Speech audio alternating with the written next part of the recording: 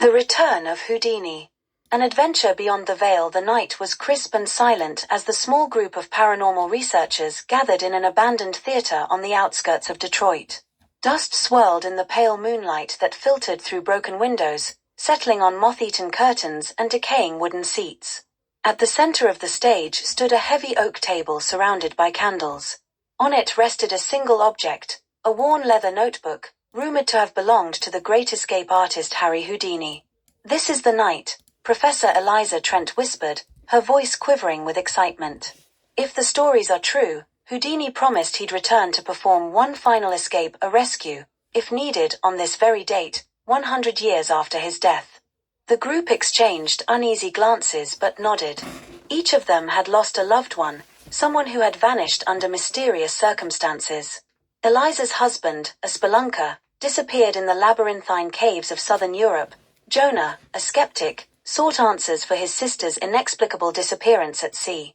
For others had similarly personal stakes, making their conviction unshakable. They joined hands, forming a circle. Eliza began to chant, her voice resonating through the empty theater. The notebook's pages fluttered as if caught in an unseen wind. A spectral blue light began to emanate from the table, swirling upward into the shape of a man with piercing eyes and a familiar, confident smirk. Harry Houdini had returned. "Where am I?" Houdini's voice boomed, though his lips barely moved. His form flickered, half substantial, like a projection on fog. "And why have you disturbed my rest?" Eliza stepped forward. "Mr. Houdini, we mean no disrespect. We need your help.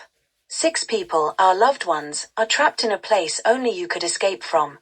A nexus of impossibility, they call it. We believe you alone possess the skills to reach them."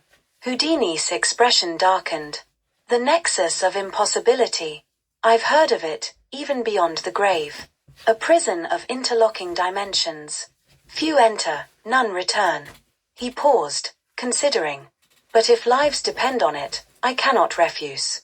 What do you have to guide me?" Jonah produced a tarnished compass, its needle spinning wildly. "This was found at sea, near where my sister vanished. It's said to point the way to the nexus."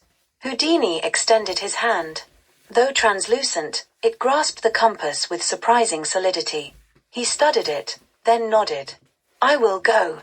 But understand this, time flows differently in such places. If I do not return by dawn, I am lost forever." Eliza's eyes glistened with tears. "Thank you. Please, bring them back." The theater dissolved around Houdini as he stepped into the shimmering blue light. He felt the pull of the compass, guiding him through layers of reality.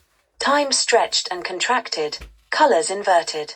He emerged in a landscape like no other, a vast, kaleidoscopic labyrinth where the laws of physics twisted upon themselves. Pathways spiraled into infinity, doors floated in midair, and gravity seemed a suggestion rather than a rule. "This," Houdini muttered, "is going to be tricky."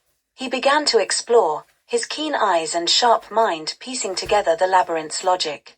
Every trap seemed designed to exploit fear or hesitation. At one point, he faced a corridor filled with razor-thin wires, vibrating with deadly precision. Houdini smiled grimly, an homage, he thought, to his straitjacket escapes. With measured breaths, he contorted his body, inching through the wires until he emerged unscathed. As he ventured deeper, he heard a faint voice echoing through the void. "Help! Someone, please." The voice belonged to Sarah, a young woman trapped behind a wall of shimmering glass. Her prison seemed to reflect her every movement, mirroring her fear back at her. Houdini approached, examining the barrier. "Who are you?" she cried. "A friend," Houdini said simply. He studied the reflection, noting its subtle inconsistencies. With a flick of his wrist, he produced a length of wire and a small pick from his ethereal coat. "Hold still," he instructed. In moments, the glass dissolved into mist, and Sarah stumbled free. "Thank you. But there are others, they need help." "I know," Houdini said. "Stay close to me." One by one, Houdini found the trapped individuals. Each prison was a unique puzzle, a manifestation of the victim's deepest fears or unresolved guilt. A sailor named Marcus was trapped in an endless storm, his feet shackled to a sinking ship. Houdini dove into the roiling water, his ghostly form immune to the crushing depths, and picked the locks with practiced ease. A spelunker named Aaron was suspended in a cavern with no bottom or top, the walls constantly shifting. Houdini swung across chasms with a rope conjured from his memories of circus training, reaching Aaron just as the cavern collapsed. For each rescue, the labyrinth grew angrier. Paths Houdini had crossed would close behind him, walls turned into snarling faces, even time itself began to fragment, with hours passing in seconds or freezing entirely. But Houdini pressed on, his determination unwavering. By the time he reached the sixth prisoner, a woman named Lena, the labyrinth had reached its most treacherous. Lena was trapped in a room filled with clocks, their hands spinning wildly. She seemed frozen, her eyes wide with terror. Houdini realized she was caught in a temporal loop, reliving the moment of her abduction over and over. Break the loop, Houdini whispered to himself. He focused on the largest clock, its face cracked but still ticking. With a magician's precision, he pulled a pin from the mechanism, halting the hands.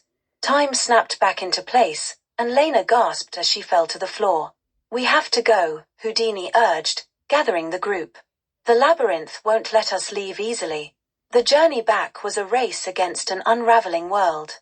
The labyrinth's dimensions collapsed, folding in on themselves like a crumpled map. Houdini led the group with the compass, which now glowed brighter with each step toward freedom. At the final gate, a monstrous figure barred their way, a guardian of the Nexus, its form shifting between shadow and flame. Houdini stepped forward. Stand aside, he commanded. The guardian roared, a sound that shattered the air. But Houdini stood firm, producing a deck of cards from his coat. He began to shuffle them, the simple act mesmerizing the creature. With a flick of his wrist, he threw the cards into the air, where they exploded into a shower of light. The guardian recoiled, and Houdini seized the moment to usher the group through the gate. They emerged back in the theater just as dawn broke. Houdini stood apart from the group, his form flickering. Eliza rushed to him. Thank you, Mr. Houdini. You've saved them. You've saved us all. Houdini smiled faintly. The greatest escape is helping others find freedom. His form began to dissolve into the morning light. Remember this, even in the darkest labyrinths, hope is the key. And with that, Harry Houdini was gone.